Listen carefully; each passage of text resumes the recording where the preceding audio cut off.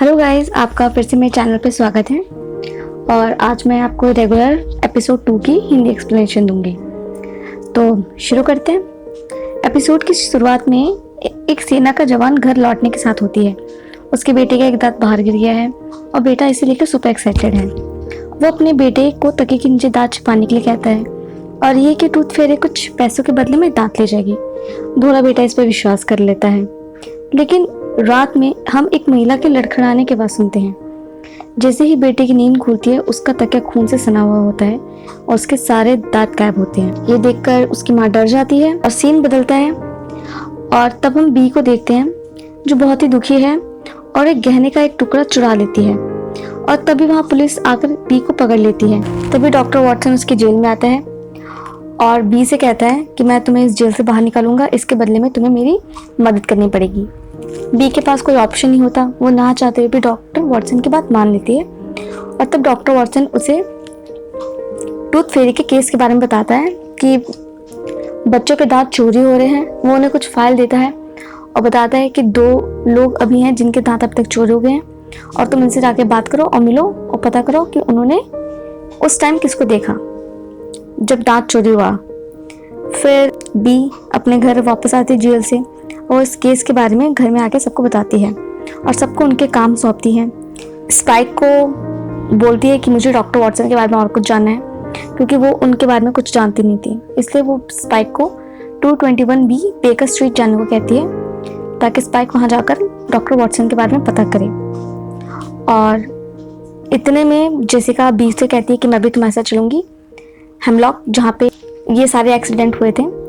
तो बी और जेसिका वहाँ के लिए निकल जाते हैं। तभी लियो उनकी टीम में शामिल होता है और लियो जैसे टीम में शामिल होता है उसे पता चलता है कि बी और उसकी साथी उससे ढंग से बात नहीं कर रहे। तभी सीन बदलता है और एक स्कूल का सीन आता है। वहाँ बहुत सारे बच्चों को देखते हैं, वो आपस में टूथ फेरी के बारे में बात कर रही होती है। उन्हीं के पीछे एक छोटी बच्ची ये सब सुनकर डर जाती है, क्योंकि शायद उसके दांत टूटने वाला है। और वो गॉड से प्रे करती है कि गॉड प्लीज मेरा दांत टूटने मत देना। और जैसे उसकी प्रेयर खत्म होती है उसका एक दांत टूट जाता है। फिर हम उस बच्चे को सोते हुए देखते हैं और किसी औरत की आवाज़ सुनाई देती है। वो बच्ची डर के कारण अपनी माँ के पास चली जाती है और जैसे वो अपनी माँ को देखती है जोर से चिल्लाती है और हम देखते हैं कि उसकी माँ के सारे दांत गायब है और उसकी माँ का पूरा तकिया खून से लथपथ है। फिर हम बी और उसके दोस्तों को देखते हैं, वे पीड़ितों के परिवार से मिलने के लिए इधर उधर बिखरते हैं। बिली और लियो हिप्पोड्रोम में काला मार्चिन का पीछा करते हैं। काला मार्चिन एक बच्ची है, उसका भी दांत टूट चुका है। जबकि जेसिका को एक बच्चा दिखाई देता है और उस बच्चे का पीछा करती है। वो सेना के जो जवान होता है उसके बेटे की तरह दिखता है, लेकिन ये बात जेसिका को पता नहीं होती क्योंकि उसने उस बच्चे को भी देखा नहीं होता। वो बच्चा उसे एक डेंटल हॉस्पिटल की ओर ले जाता है और वो वहाँ एक महिला होती है, वो जमीन में कुछ दफना रही होती है। जेसिका उसके पास जाती है और उसे टूथ फेरी के बारे में पूछती है। महिला जेसिका को घर बुलाती है। जेसिका घर में जाते ही हम देखते कि उस महिला ने शैतान का रूप ले लिया। फिर वो अपने मुंह से कुछ हरे रंग का विष निकालती है और जेसिका बेहोशी में चली जाती है। जैसे वो होश में आती है हमें पता चलता है कि वो एक कुर्सी से बंधी हुई है। एक अलग सीन आता है और वहाँ स्पाइक 221B बेकर स्ट्रीट में जाता है। वो अंदर जाता है, थोड़ी छानबीन करता है, उसे एक पत्र दिखता है।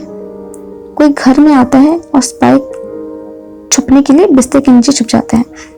जैसे वो आदमी आता है, कुछ देर यहाँ घूमता है और अपने बेड पे आके सो जाता है। जैसे ही सोता है स्पाइक वहां से भाग जाता है और उसे कमरा मिलता है जो बहुत ही रहस्यमयी कलाकृतियों से भरा हुआ है। वो सोचता है कि क्या पता कोई एक टॉर्चर करने का रूम हो और वहां जो उसको एक लेटर मिला होता है वो उसे लेकर वहां से भाग जाता है। बिली और लियो की मुलाकात सेना के दिग्गज जॉन कूपर के साथ होती है। उस आदमी का नाम जॉन कूपर होता है। बिली उसके बेटे के बारे में पूछता है, बट वो आदमी बहुत गुस्से वाला होता है। बिली की किसी भी बातों को जवाब नहीं देता और उन दोनों की बातें एक विवाद के साथ समाप्त होती है। फिर हम लियो और बिली को देखते हैं जो आपस में लड़ रहे होते हैं। लियो बिली से पूछता है कि जेसिका या तुम लोग मुझसे किस बात पे नाराज हो। बिली उसे गुस्से में बोलता है कि तुम अमीर हो, हमारा इस्तेमाल करते हो। तब लियो उसे डांटते हुए बोलता है कि ऐसा कुछ नहीं है, मैं सिर्फ तुम लोगों का दोस्त बनना चाहता हूँ और इससे ज्यादा कुछ नहीं। और लियो ये बोलते हुए लड़खड़ा के नीचे गिर जाता है। बिली उसके पास आता है, उसे देखता है तो उसके पैरों में बहुत ज़्यादा लाल निशान पड़ा होता है। और बिली उससे पूछता है ये क्या है। तब लियो उसे बताता है कि मुझे बचपन से ही होमोफीलिया है। होमोफीलिया वो होता है जो बच्चे बहुत कमज़ोर होते हैं बचपन से ही। और फिर लियो बिली से प्रॉमिस करवाता है कि तुम ये बात किसी को नहीं बताओगे, और मैं नहीं चाहता था कि मेरी ये प्रॉब्लम इस केस में बाधा बने, इसलिए मैंने ये बात किसी को भी नहीं बताई। जो टूथ फेरी है वो जेसिका के दांत निकालने वाली होती है। तभी वहाँ बी आ जाती है और जेसिका को बचा लेती है। फिर वो दोनों मिलकर उस टूथ फेरी को बांध देते हैं। छानबीन करने के बाद उन्हें वहाँ पे एक बोर्ड मिलता है। वो टूथ फेरी के पास आकर पूछती है, पर टूथ फेरी कुछ नहीं बोलती। तब जेसिका बी को कहती है कि मैं इसके दिमाग के अंदर जा सकती हूँ, और उसका हाथ पकड़ के उसके दिमाग के अंदर चली जाती है ये पता करने के लिए उसकी वो शक्तियाँ कहाँ से मिली। बट टूथ फेरी बहुत ज़्यादा शक्तिशाली होती है, वो उसे कुछ ज़्यादा कुछ पता नहीं लगने देती और जेसिका के बुरी यादों में चली जाती है, जेसिका का हाथ पकड़ के। बट जेसिका कैसे ना कैसे करके अपनी यादों से उसको बाहर निकालती है और बी को बताती है कि बहुत शक्तिशाली है और हमें पता करना पड़ेगा कि ये सब क्यों कर रही है। और ये सब पता करने के लिए वो बिली और लियो को लेने के लिए चली जाती है। वो उन्हें लेकर टूथ फेरी के पास वापस आती है तो उन्हें जमीन के अंदर से कोई हाथ बाहर निकलते हुए दिखता है। वो हाथ और किसी का नहीं, काला मार्चिन का होता है, वही जिसके दांत चोरी हो गए थे, वही लड़की। और वो समझ आते हैं कि ये लोगों के क्लोन्स बना रही है, बट क्यों बना रही है ये उन्हें नहीं पता। वो पूछने के लिए वो टूथ फेरी के पास जाते हैं। टूथ फेरी जेसिका बीस्ट्रिक्स के सामने ये फिर स्वीकार करती है कि ड्यूक ऑफ विंचेस्टर को मारकर अपने पिता की मौत का बदला लेना चाहती है। महिला ने लोगों के क्लोन इसलिए चुराए थे ताकि वो ड्यूक ऑफ विंचेस्टर के खिलाफ उन्हें सेट कर सके, इस्तेमाल कर सके। उसने उस लड़के जॉन कूपर का दांत इसलिए चुराया होता है क्योंकि उसके पिता ड्यूक ऑफ विंचेस्टर के पर्सनल बॉडीगार्ड होते हैं और वो लोग आज किसी इवेंट के लिए जा रहे होते हैं। तो ऑफ कोर्स अगर उसके पापा उसके पर्सनल बॉडीगार्ड हैं तो उसका बेटा ड्यूक ऑफ विंचेस्टर तो आराम से पहुंच सकता है। और काला मार्चिन के दांत इसलिए चुराए होते हैं क्योंकि वो इस इवेंट में एक आइसक्रीम सेलर का वो काम कर रही होती है। बट अभी तक हमें ये नहीं पता कि वो उस महिला के दांत क्यों चोरी होते हैं। बी उससे पूछती है कि हम ये सब कैसे रोक सकते हैं। तो टूथ फेरी से बताती है कि इसके लिए तुम्हें एक बहुत ही मेन डिसीजन लेना पड़ेगा जो तुम शायद नहीं ले पाओगी। टूथ फेरी उन्हें बताती है कि ड्यूक ऑफ विंचेस्टर ने 10 साल पहले अपनी जमीनों के दाम अचानक से बढ़ा दिए और बहुत सारे लोग इस टैक्स को नहीं दे पाए और उन्होंने सुसाइड कर लिया, आत्महत्या कर ली। उसमें से एक उसके पापा भी थे जो कि एक लंदन के एक डेंटिस्ट थे। उन्होंने लंदन के लिए बहुत कुछ किया था। इसके बावजूद ड्यूक ऑफ विंचेस्टर ने उनका टैक्स माफ नहीं किया और उसके पिता का आखिरी ऑप्शन सुसाइड ही दिखा तो उन्होंने सुसाइड कर लिया। इस बात का बदला लेने के लिए उसने ड्यूक ऑफ विंचेस्टर को मारने की कोशिश की। ये सब सुनते ही बिली वहां से ड्यूक ऑफ विंचेस्टर को बचाने के लिए निकल जाते हैं। बिली के जाते ही लियो बी के पास आता है और उससे अपने प्यार का इजहार करता है और बोलता है कि मैं तुमसे बहुत प्यार करता हूँ और तुमसे ही नहीं मैं सबसे ही प्यार करता हूँ, और अगर तुम मेरी किसी बात से गुस्सा हो तो प्लीज़ मुझे माफ़ कर दो।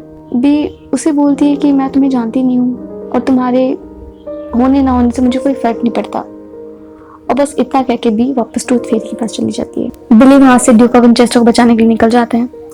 वहाँ पहुँचता है तो वो देखता है कि जॉन कूपर का बेटा ड्यूक ऑफ विंचेस्टर के सामने नाइफ लेकर आता है। वो उसे रोक लेता है।